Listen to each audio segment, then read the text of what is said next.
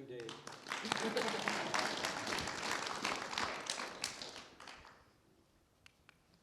So, Dad, when did you first know anything about the Grand Canyon? Oh, gee. A little background. My father worked at Lockheed, and he worked swing shift. And I wouldn't even see him till weekends. And in that period of time, he was working in Georgia a lot. Lockheed had expanded to do production in Georgia. And he was gone for a couple weeks, 3 weeks, something like that. Didn't seem like anything unusual. And he comes back, and he mentioned he'd been on the Colorado River. And whatever, I was a kid. But that's what I really started to get exposed to the thing was when they started showing film, talking about it, slides, things like that. And all I saw was films. But that was pretty amazing. And then one day your dad showed up in a magazine? Yeah, we got this copy of Sunset Magazine, and there's a big waterfall, which is Deer Creek Falls, if you recognize it. And I know it's hard to see, but if you look at this side, there's two people standing and a little guy in the water. My father, who was a bit venturous, swam under Deer Creek Falls, and I thought, cool, he made it in a big magazine. Little tiny guy, but yeah, I guess fame comes one step at a time.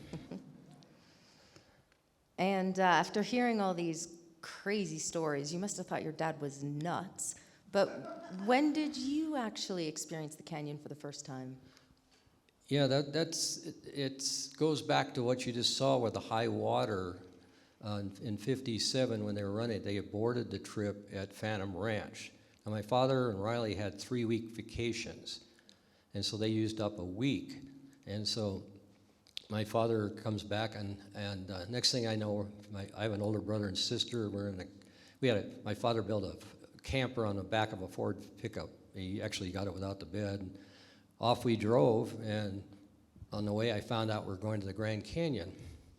And I didn't realize the first place we went in the Grand Canyon was Toroweep, which if you haven't been to Toroweep, it's not like the Grand Canyon here in the sense that you go up to the edge and it's, you're basically drive in at the supine level and you can look over the edge and it's pretty much straight down to the river. Probably, to me, it was like that's my first exposure to Grand Canyon. And were there any other places you remember from that trip? Oh gosh. So from there, we went to the North Rim, which was beautiful, the Ponderosas. We went out to various points.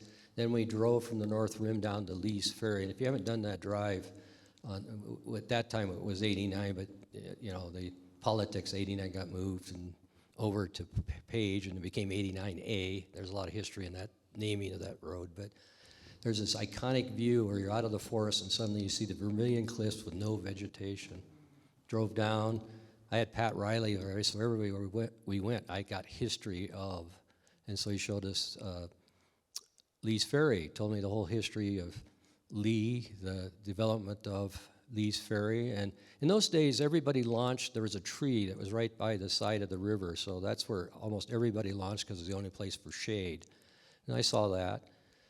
From there, we went up, I think we went over and hiked up to, it's under Lake Palnau, what's called the Crossing of the Fathers, where they crossed down and they chipped in the rocks, and then we went up and saw Batatigan. And eventually we worked our way up to the South Rim.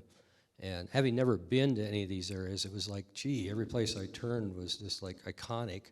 And the North Rim, I get there and we were camping. And so, that, what I had saw even before I got to the North Rim was just amazing.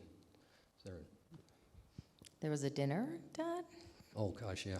So camping at the North Rim those days, we were actually we're in a campground and they had a bathroom that was like a log cabin thing. And they had a shower and porta potty, I guess it was built-in toilet. I don't remember, I was a kid. And so we went to dinner that night and they were talking away, and finally I got a moment to talk, and I said, "Who's Kilroy?"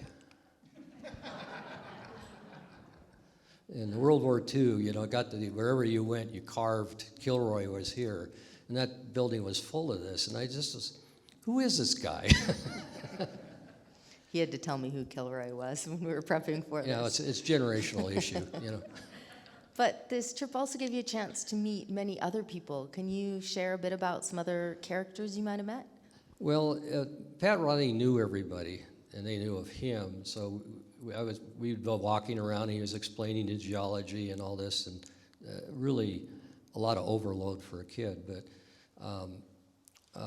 Emery Cobb was standing there, and so he introduced me to Emery Cobb, this old guy, and he's telling me about his movie, which he did to everybody, and it's kind of neat. And when we got done with the South Rim, we went to Flagstaff, and we knock on this guy's door, and this kind of little guy opens the door with glasses, and I eventually learned who this little guy is. Like the iconic hiker in the Grand Canyon, and you've heard several presentations in this thing about him, and I had heard of him by name, and I'm going, this guy must be a John Wayne. I mean, the things he would do. Riley talked about all this and that, and it impacted me for life, because my goal was to go where he hadn't gone, which is not easy in the Grand Canyon. You all recognize him, don't you? Yeah. If you don't, ask your neighbor. So then your dad went back to the canyon in '58, but that trip had a pretty profound experience just below Deer Creek. Can you share a bit more about what happened and how that impacted you? Yeah, '58 was kind of an interesting year, because my father finished the trip. He almost drowns on this trip. You saw the movie, all that they went through. When he came home, he didn't talk about it, and because we were in the process of moving to Japan for 2 years, and in those days you had to get all these inoculations, and it was a long thing, and I didn't even realize he was on the river until I got over in Japan. He started showing movies. He never talked about what happened. I can see why, but it was, to me, I just wasn't aware of his river trip in '58 until later in life, and I think he felt guilty about his flip. But I mean, it shouldn't have done that, but that's what happens with people. So then there you are, just falling in love with the Grand Canyon, and your family packs you into a plane and moves you to the far side of the world. What was that like? Shock. First of all, we flew over in an airplane that we had to go to Hawaii, get refueled. We got to Hawaii in a tropical storm, and a plane ran off the runway and got stuck in the mud, and so we were doing this up and down. And those days, when you had propeller aircraft, you flew at lower levels, so you were really susceptible to weather. And everybody in the plane got airsick, me included. I don't mean to tell you this, but when you land in those days, everybody who landed got a flower lave, real flowers. They put that on me, and I upchuck again in the smell. Welcome to Hawaii. And then we spent a day there, and then we flew to Wake Island to get refueled, and then we finally made it to Tokyo. And it's just one of those things that this is a big aircraft. They had 2 seats on this side, 2 seats on that side, and both could look out the windows. It was back. That's what flying in those days was like. Anything else? Well, you will stay with Japan just a little bit longer, because there were rivers there, right? Yeah, not like here. We lived near a city called Gifu, which is near Nagoya, which is a bigger city. They had this festival every summer where a beautiful little river, and at night they would have these boats going. They have this fire, and this is a cormorant bird, and they put a ring around it so the birds would dive in the water because the fire would attract the fish. This is a traditional way they would catch fish. They do it at night, put the fire on, and this is a big festival. This wasn't like the Colorado, and everything in Japan at that time. Now, keep in mind that the war in '45, most of Japan was leveled, and literally, I was between the ages of 10 and 12, and we used to go out and play in actual war rooms. I mean, destruct buildings and things like that, because we pretty well leveled Japan. But I really wanted to learn more about Grand Canyon and Colorado, and the Colorado River and things like that. And suddenly I'm in this completely different environment. Great experience, but when you're in Japan and you turn on the radio, you get Japanese language. You don't get English, but there was Armed Forces Network. And that little thing there is to symbolize, my father gave me a crystal radio that I had to put together. And on the crystal, I put it in my ear, and I was supposed to go to bed, I think it was by 8:30 or something, but I had that little sucker in my ear and could listen to things. And Armed Forces and those would play things like radio plays from the 30s and 40s, the Long Ranger, things like that. But there was a show, I think it was called You Are There. And what it was they take some historic event and they have like a reporter would be reporting it to go through the history. And I was always interested in history at that age. You know, the assassination of Lincoln and stuff. And they announced next week we're going to talk about this guy who ran down the Colorado River for the first time. And wow, I was waiting all week to hear about this great adventure. And they're talking about this thing in his pal trip, this, pal that. And then they get to the point where there's separation. And the reporter was supposed to be at Torreweep. And they mentioned in that, and I know Torreweep. And then he says, and we can see the three hiking out, and there's Indians. Oh no, they're going to kill them. And I go, you can't see that from there. Because when in 57, we'd actually gone down, and Lake Mead was so high, we actually came up to separation, going upriver, and even higher than that. And I went up, saw the plaque. I mean, I knew a lot of knowledge, but it was my first epiphany that truth versus Hollywood is not even close. And it was just one of those things. I finally got something I wanted, and it wasn't true. So clearly the Grand Canyon hits a hook in you, but it also was still top on your dad's mind as well. Yeah, my father would show his movies, like a lot of that 16 millimeter stuff. He'd talk about it, because every time, you know, there was a number of Lockheed families there, and so they would come over and we'd show this thing. So it really got, you know, it was like a fix. And when we came back from Japan 2 years later, we through Alaska and came down. And but prior to that, I had a mysterious thing. My father one day says, "We're going to go on a trip." This is in Japan, and we take a train. We go. I don't remember what it was, but somewhere in Tokyo. We went to a U.S. military base, and I can't remember if it was Navy or Army, whatever it was. At that age, I didn't notice the difference. But he buys a Jeep. There's a surplus Jeep, and I thought, this is cool. So we're driving this Jeep back to where we live through a typhoon. It was one of the fabric things, and I just had the time of my life. Trees falling down, you know, all this thing. But we get this Jeep, and I thought, cool, we got a Jeep. You know, it's a military Jeep. This one, it wasn't clean like that one, but and we had the Jeep for a couple of weeks, and then it disappears. And I thought, I don't know what he was doing with it. But maybe 4 or 5 months later, the Jeep shows up. It's been totally reconditioned. It's painted, just beautiful. And I thought, cool, this is even better. And then the Jeep's gone again. And Lockheed had this policy that they would pay for you shipping a car to Japan or one car back from Japan. They wouldn't do both. And he bought this surplus Jeep for Pat Riley. I didn't know at the time, because Pat Riley had discovered what's called Keyhole Bridge from the air. It's on the south side near the Great Thumb, and he got Harvey to climb down and look at it. So when we get back from Japan, the very first thing my father does is he goes with Riley.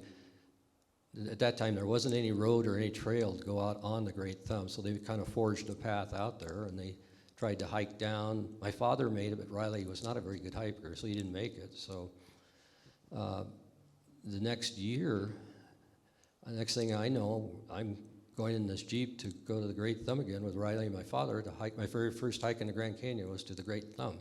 No trail, no anything. And I figured that's what hiking in the Grand Canyon is all about, and this is cool. And it really gave me the wrong impression of hiking in the Grand Canyon, but it gave me a great goal, and that's what I did most of my life. Is people ask, have you ever hiked on this trail and that one? And the only maintained trail I've ever hiked on was the South Kaibab, and that's just to join a river trip. You know, if it's being maintained, I don't want anywhere near it. You know, no offense, okay? Yeah, I have to admit, I think I was in my 20s before I knew there were hiking trails or I thought you just camped on BLM land and hiked where your dad was taking you. So?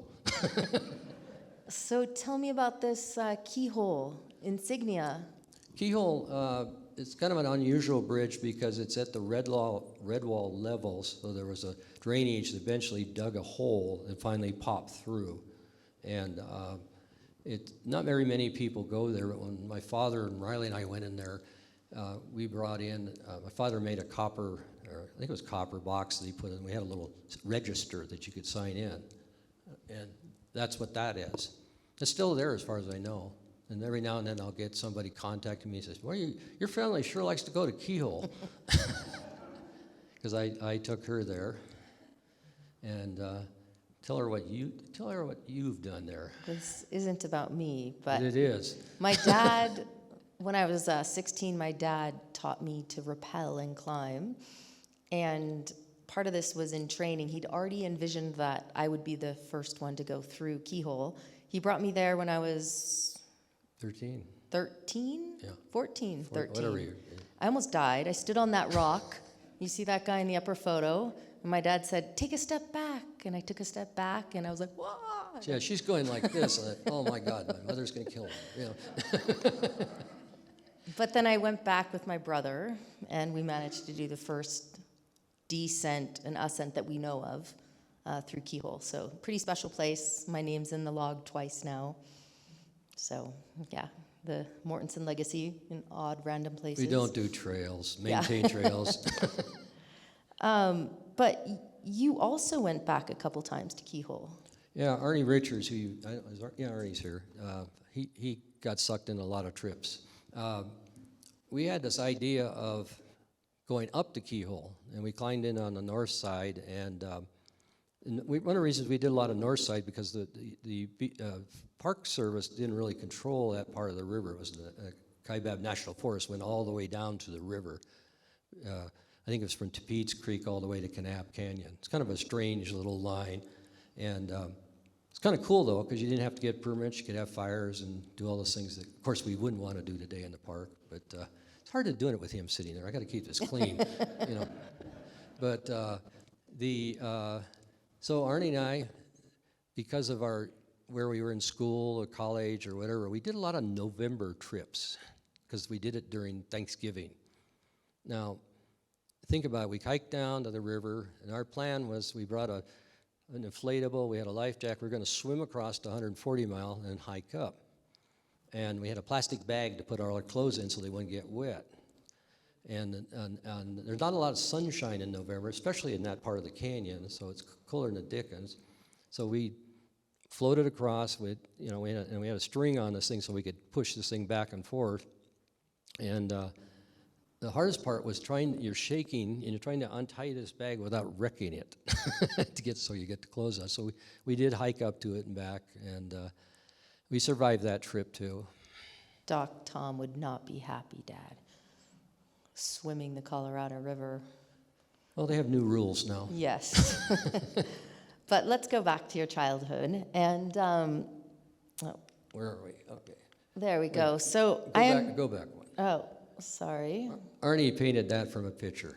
This guy's amazing. A very talented man. He's a man. Caltech graduate. Who knew they could paint? And he loves stars. Yeah.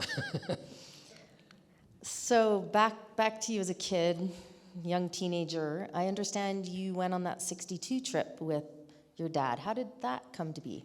My father, Riley and my father wanted to run the river again, so Riley was into, and you saw in the movie with Martin Linton and stuff, they started with a different type of hull structure.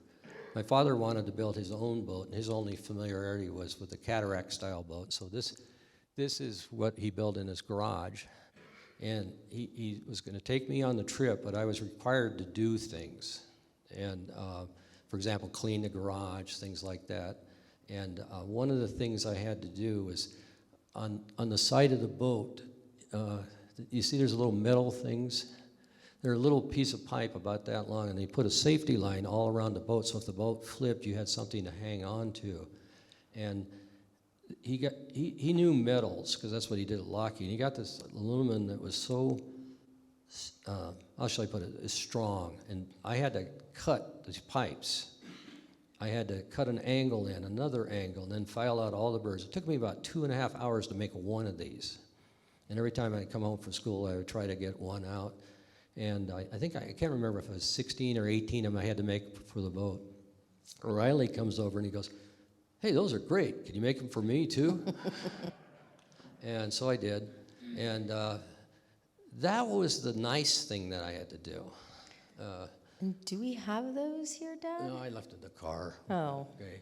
But that's, whoopsies. you can kind of see what the stupid thing is. I had to drill holes, and he'd come back, "Oh, that's got a burr," so, do more. But it was actually a good lesson because if you want anything in life, it's best if you have to work for it. And I did a lot of working. Now, you see, that's a model of the boat. We'll go out and get it. Pam's going to get it right now. She reads what we need. And my father, because he was in tooling design, his tolerances were 1/1000th of an inch. If you've ever grown up with somebody who has tight limitations, nothing like that. And so he built this model after he built the boat. So that story will come in later. But you see the box down here. He came up with this idea, which I think was really good. Normally when you camp, you pull things out of your boat and you carry them up to wherever you're camping. He says, "Why don't we just make the whole hatch movable? We carry that up, and then you just sit there and pull out what you need." So this boat has 4 removable hatches. And the other thing he had was, if you notice in the pictures of the early boat, you always had somebody sitting backwards. And so he said, well, he made a cockpit area in the front with a splash guard. So the water would hit the bow and then fly up in the air. What he didn't realize, which was fun to learn later, when we're running a rapid, it would splash up and hit him right in the face. But it went right over me. So it was, and you notice that he kept with kind of the color schemes that Harper Groff came up with and things like that, because this is an example where they kept the tradition of keeping the colorful boats. I just love this photo. And every time we've been practicing this, I get to this point in the slideshow and I see my dad as this young teenager. And it's a really good reminder that up until now, all these stories are the stories of a kid. And this is kind of his coming of age moment. But it was coming of age, all right. Gee. Yeah, what's with those bottles, Dad? Okay, it's worse than that picture. My father decided that in voids he was going to put foam. They had these chemicals you could mix, and this stuff would foam up, and you'd cut off the extra. And it was very temperature sensitive, so you pour it, and sometimes it just sit there and bubble and never do anything. Other times it wouldn't stop, but it was expensive. So he says, "What if we put plastic bottles in there, and then it gets covered around with foam and work just as well and not cost as much?" Well, this was built in the early 60s, and quite frankly, there wasn't a lot of options for plastic bottles like you have today. Everything's in plastic today. But there were bleach bottles. And so where do you get bleach bottles? Well, you don't use much in the household, but you do at laundromats. So I'm 13 years, maybe 14 at this time. My mother's driving me. We lived in the northern part of Los Angeles. Every week we go to different laundromats. I had to walk in the laundromat. Now, if you've ever gone in a laundromat, everybody sit there, looks at you. You know how that is? Who is that person? They don't talk, they just stare at you. I had to dig through trash cans to look for bottles. I hate those bottles, I still do. I don't think they would have done much. What do you guys think? No, they did a lot because it was a void, and it saved them money, but it destroyed my life. Yeah, I mean on your life jacket, Dad. So then we get to the life jacket. I wasn't a great swimmer. He came up with this idea. Somebody I know who came up with tied 2 of those suckers to me. And I always felt if I went upside down, I don't think it's going to help. But fortunately, I never had to use it. And later in the trip, I convinced him I didn't need it. But of course, Riley wanted to get a picture of me right away. And it's in the Klein library. And every now and then I see that picture show up in some publication. And I don't know who he is. So all this preparation, and then there you are, finally on the river. What was it like? Well, first of all, people say, who's that woman up there? I've had that comment. First of all, on this trip was a guy named Bill Lane, who's the owner of Sunset Magazine. Martin Linton, which you heard about last night a lot about. And what Linton was doing, he brought people out of the Bay Area as passengers who were very influential. They were part of his scheme to get support for a lot of things. And there was a couple along, nice couple, I don't remember the gal's name, it was Grant was his name. And my father had this cockpit, and I had to sit in it, and this gal who was, I don't know, probably in her late 20s, maybe early 30s, all she wore on the whole trip was bikinis. I'm 14, and she had a different one for every day.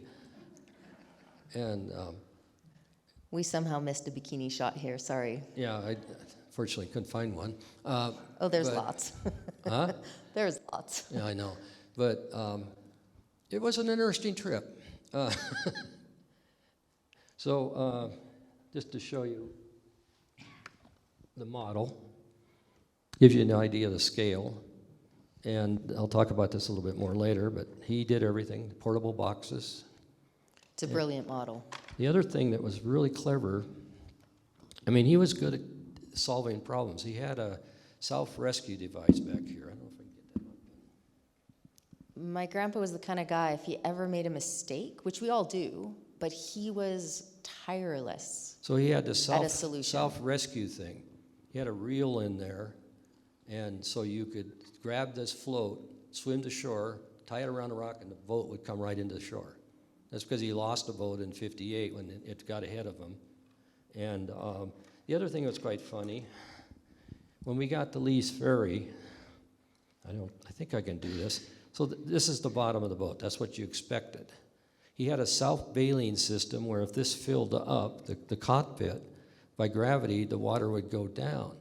But he's such a hurry to get this thing done. So Riley puts his boat in, everybody's exciting, and then Linton puts his boat in the water. We put our boat in. It starts shooting water up in the air. Oh, gee, it's sinking already.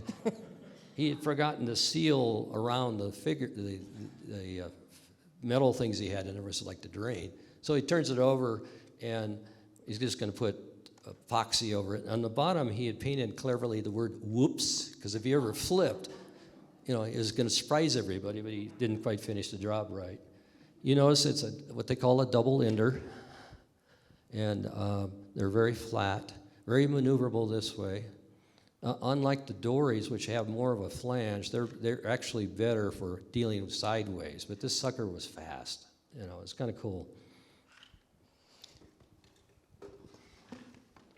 And I've heard a lot of this, but I want to ask this question for you all. But what were the differences between running the river before the dam and after the dam? There's not many of us who've had that opportunity to see the difference. I doubt there's anybody here.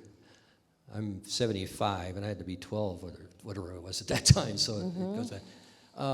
Look at the sand everywhere.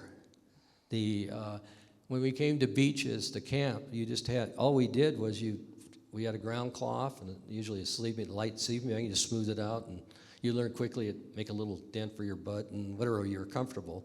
That's what we slept on all the time, and very rarely would you not find that.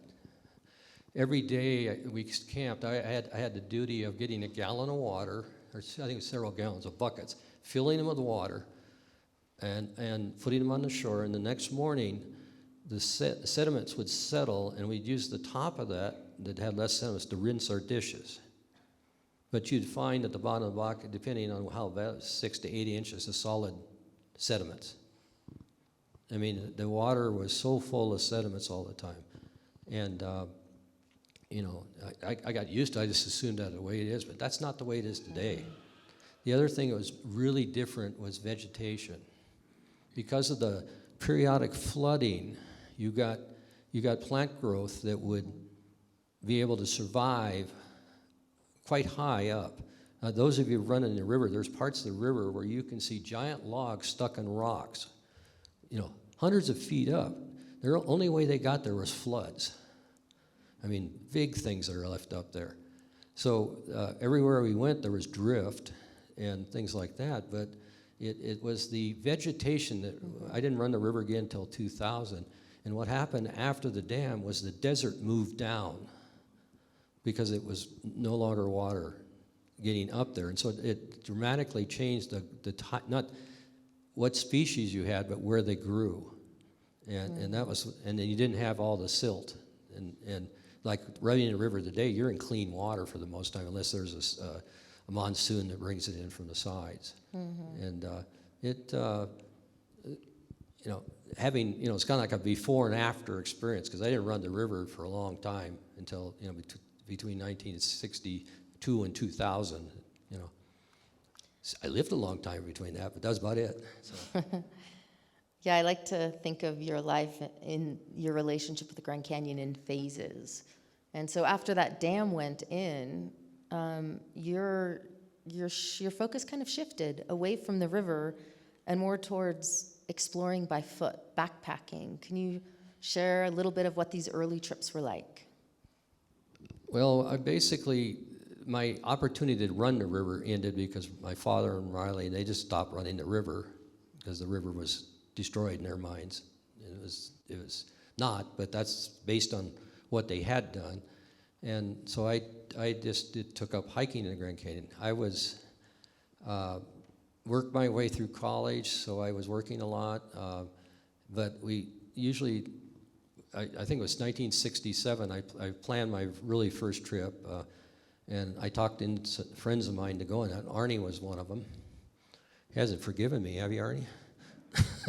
But on the river trip, one of my favorite places was a place called Stone Creek, which is upriver from Tapeats Creek.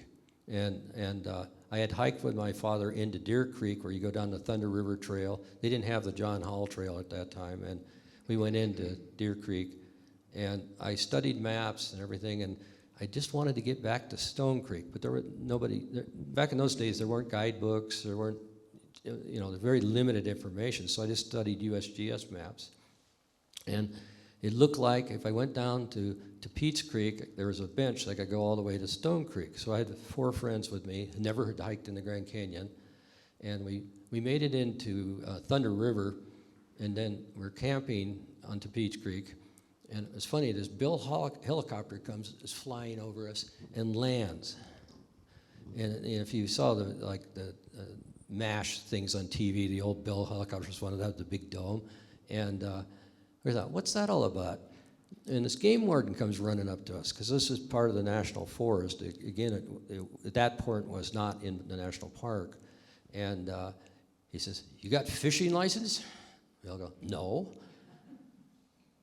"You need fishing license." "Well, we're not fishing." He looks, we don't have fishing poles, and he goes, "Well, what are you doing here?" "We're hiking." He gets, "Well, why would you do that?" And apparently, to Pete's Creek, they'd stock with trout, and in Arizona, there's not a lot of opportunities, and that was fairly a famous place to go trout fishing. We had no desire to go trout fishing. So 2 of the guys were kind of worn out, so they stayed at Pete's. Arnie and I and another guy, we walked down. We were relatively easy to get to Stone Creek. Now, Arnie was in high school, as I was, and he was doing gymnastics, and there's a beautiful sand beach, so he's going to practice his tumbling. While this other guy and I, we walked up to Pete's Creek. And when he came back, there's Arnie doing his thing, and and we hiked out, and we all made it out, and it was like, that wasn't that bad. So this kind of started me on this epic thing of planning trips and doing it. And unlike Harvey Butcher, who liked lines, everywhere he went. My goal was to go where he didn't go. And the other thing was, people often ask me, "Well, have you done rim to rim?" And I go, "Why?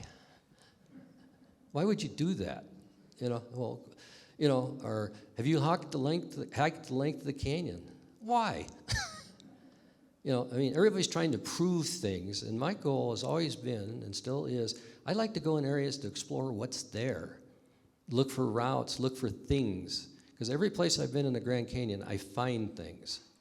Prehistoric stuff, you find different rock formations, you find beauty. And we called it junior college. I was a photojournalism major, so I was really into photography, although it was sports photography, but it worked in the canyon. And every hike we would do, the goal was what is there, and you always would find things there.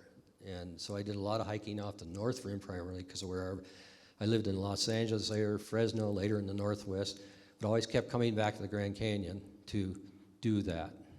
And just amazing things we'd find, particularly in historic or prehistoric stuff. Everywhere I went, I was able to find prehistoric stuff. You'd find hunting camps, you'd find indications of, oftentimes you could find, sometimes pottery, sometimes you could find camps. I remember one place I found there was this overhang, long overhang, and you could see where they had taken the plants and put them up there to dry for the next time they came back. But they never came back, and there's this whole row of plants because they didn't, there was not a lot of vegetation. Or you'd find,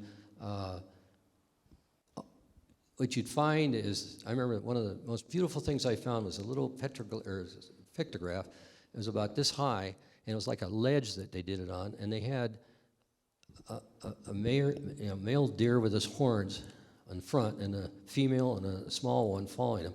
Beautiful artwork, but the lead deer was looking at the artist. And I was like, man, that is a work of art. I mean, it's just beautiful.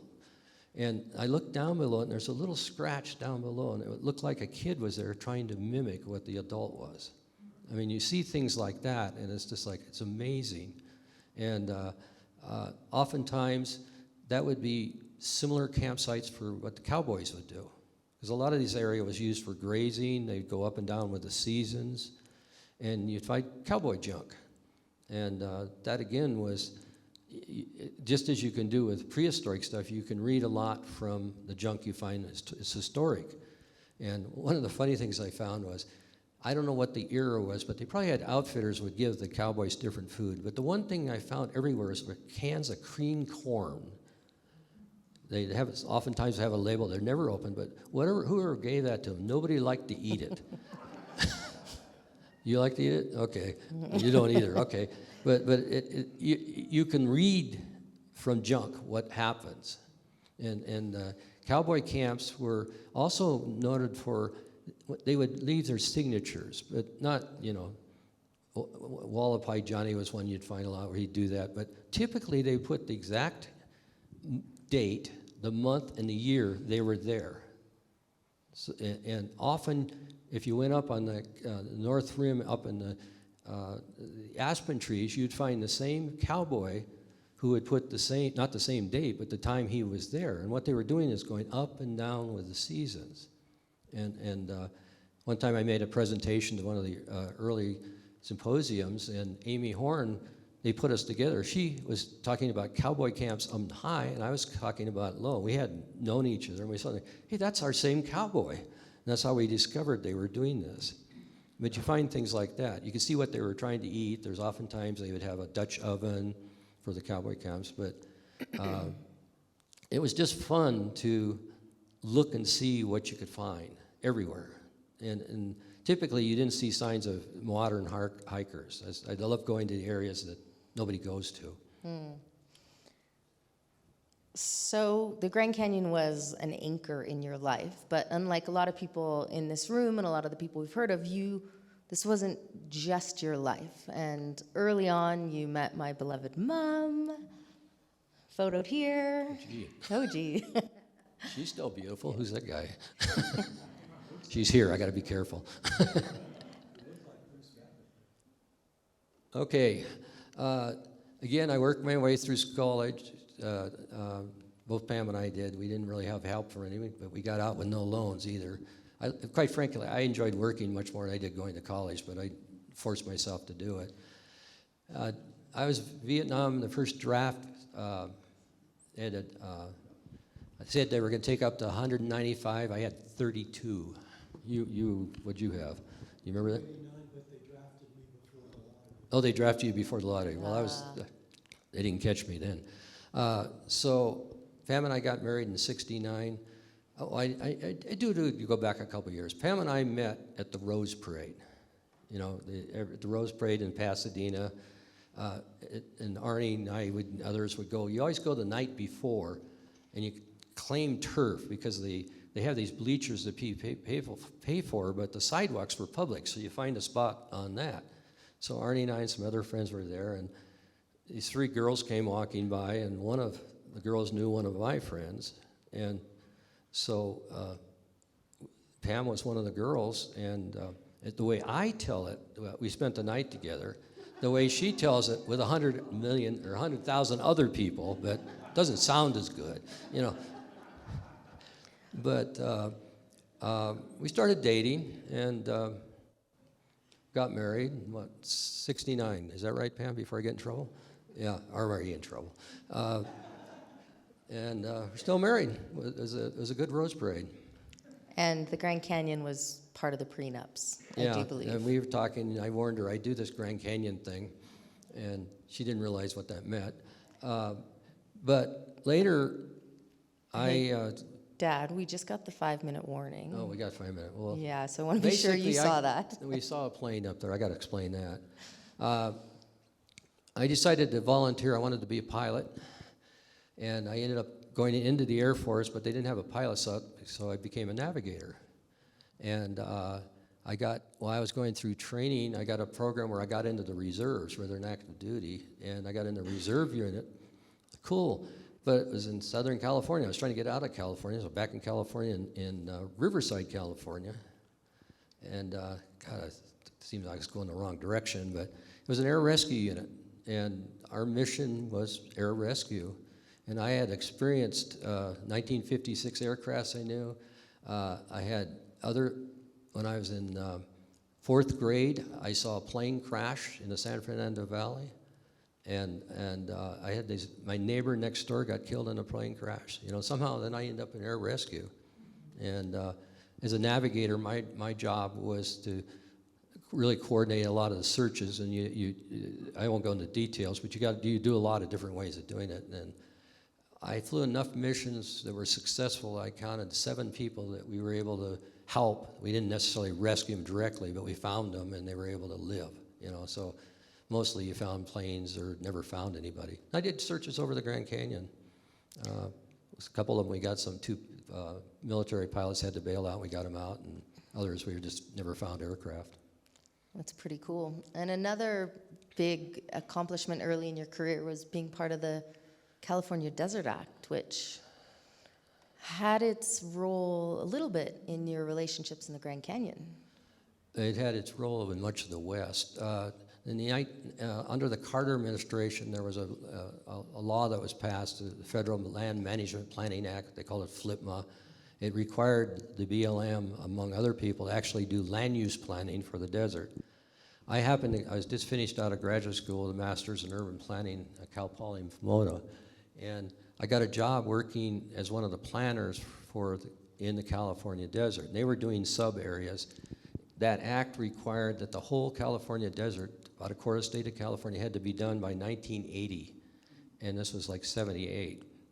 And so, long story short, when we get to the in process, there was 3 people above me, and I was a lowest manager, if you put that. I got sent to D.C. to meet with the Undersecretary of Interior, who had to make the decision, and he had to choose. We had a use alternative. We had a conservation one in the middle. And they sent me to D.C. to meet. This was the #1 project in Interior, not VLM, Interior. And so I meet with this guy, and I had talked to him before, and we were in a room that was probably a quarter the size of this room where you're sitting. And there's all these people around, not sitting, just standing, and there's a table. And he and I are going over. I go through this. Took about 2 hours to go through these alternatives. He gets down, what do I have to do? I said, you got to make a choice. And he goes, do I have to pick one or the other? No, you make a choice, whatever you want. And he says, I don't like the use one. And I heard moaning and groaning. I think those are the BLM employees. And I heard, he says, the environmental one's too extreme. So I heard other people moan. And he says, do I have to pick one or not? No, just what do you want? He says, the one in the middle, could you make it a little bit like the environmental one? That was his decision. So I went back. We had 109 sub-areas, and I basically tweaked lines here and there, and that's what was signed off on. Well, Ronald Reagan gets elected president. He's not serving yet, and a guy named James Watt's going to be Secretary of Interior. So I called up Bill Lane, the guy who owns Sunset Magazine. I says, do you know President Reagan? he wasn't elected. Oh yeah, Ron and I are real good friends. In fact, I was his biggest donor in California. He says, I'll get back to you. So a week later, Bill calls me up and he says, it's done. What's done? He told Watt to stay out of California. Now, isn't that cool? That's extraordinary, Dad. So this is what got done. Millions of acres of land was designated for different uses, some very use-oriented, environmental areas of, just you name it. But that became the prototype what the BLM does today. And after that job, I went somewhere else because I was totally worn out. Well, we're gonna get the hook here, Dad. So I'm gonna fast forward. He brought us all to the canyon. I'm in charge. We got a little more time. Why I got picked to row the boat, not my brother. And We got to go back to those. oh, we're gonna get kicked off, Dad. No, you're not. We got to. I just want to end. Hey, authority has its privileges, right? He's in charge. You brought a dog into the canyon? This Yes, is a my story. canyon, not yours. That's where I live. So, Dad, you've never lived in the Grand Canyon until recently. Well, actually, I'm in a tributary of Kanab Canyon in the city of Kanab. I got local police. I get local taxes. So, our ending slide series here, the famous quote from George Lee Mallory regarding Everest, why? So, Dad, it's not easy getting to the Grand Canyon. You go again and again, year after year. Why? So the famous guy says, because it's there. My answer is because it's not there. Just a big gorge. Thank you, everyone.